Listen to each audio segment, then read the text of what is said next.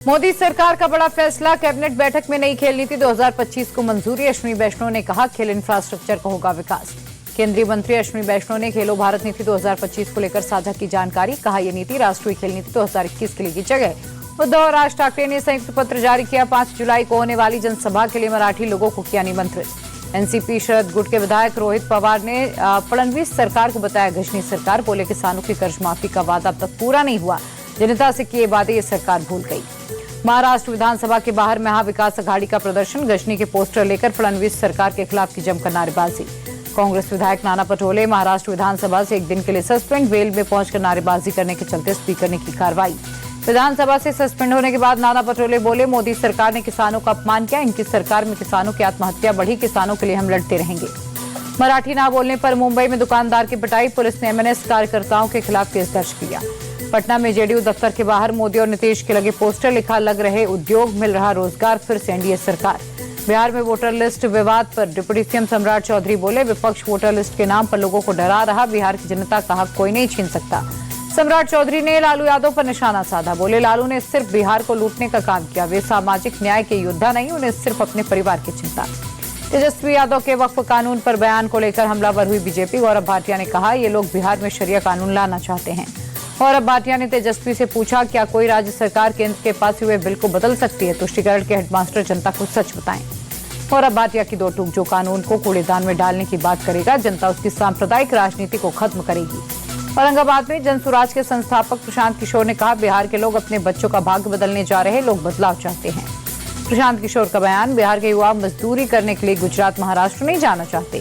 कर्नाटक में नेतृत्व परिवर्तन के अटकलों पर लगा पूर्ण विराम। राज्य में नहीं होगा नेतृत्व परिवर्तन, सिद्धरामैया ही बने रहेंगे सीएम। रणदीप सुरजेवाला ने की पुष्टि। बीजेपी सांसद अनुराग ठाकुर ने पार्टी नेतृत्व का आभार जताया। कहा, राजीव बिंदल के नेतृत्व में हम 2/3 से जीतेंगे हिमाचल विधानसभा चुनाव। राज्यसभा सांसद महेंद्र भट्ट दोबारा बने उत्तराखंड बीजेपी के अध्यक्ष। निर्विरोध चुने गए सीएम धामी ने दी बधाई। महेंद्र भट्ट को एक बार फिर उत्तराखंड बीजेपी अध्यक्ष बनाए जाने पर उन्होंने पार्टी का आभार व्यक्त किया। कहा, देवभूमि में मुझे कार्यकर्ताओं के बीच फिर से काम करने का मौका मिला। रामचंद्र राव को मिली तेलंगाना बीजेपी की कमान। जी किशन रेड्डी की जगह संभालेंगे। गोरखपुर दौरे पर राष्ट्रपति द्रौपदी मुर्मू ने स्कूली बच्चों से मुलाकात की। छोटे बच्चों को चॉकलेट भी बांटी। सपा चीफ अखिलेश यादव का जन्मदिन आज। सीएम योगी ने पोस्ट कर दी बधाई। गोरखपुर में सीएम योगी ने लगाया जनता दरबार। गोरक्षनाथ मंदिर में जानी लोगों की समस्याएं।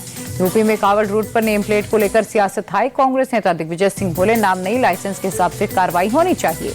यूपी में कावड़ रूट पर नेम प्लेट को लेकर असदुद्दीन ओवैसी का योगी सरकार पर हमला। का धर्म के नाम पर नफरत फैलाई जा रही।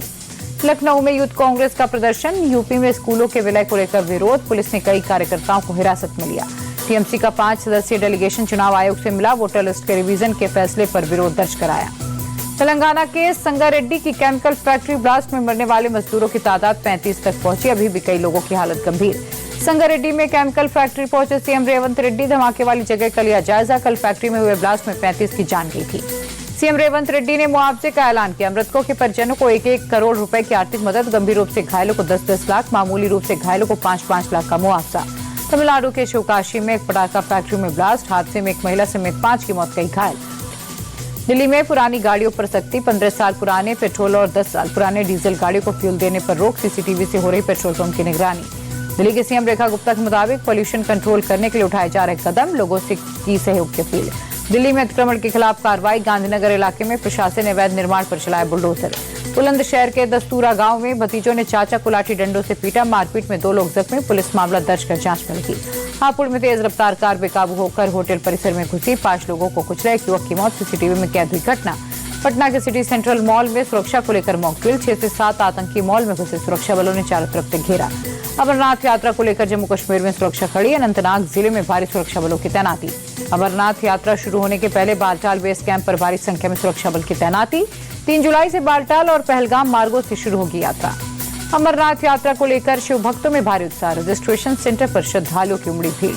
श्रीनगर में उपराज्यपाल मनोज सिन्हा ने अमरनाथ यात्रा के तीर्थयात्रियों के लिए यात्री निवास का किया उद्घाटन। यात्री निवास में ठहर सकते हैं करीब 1300 श्रद्धालु।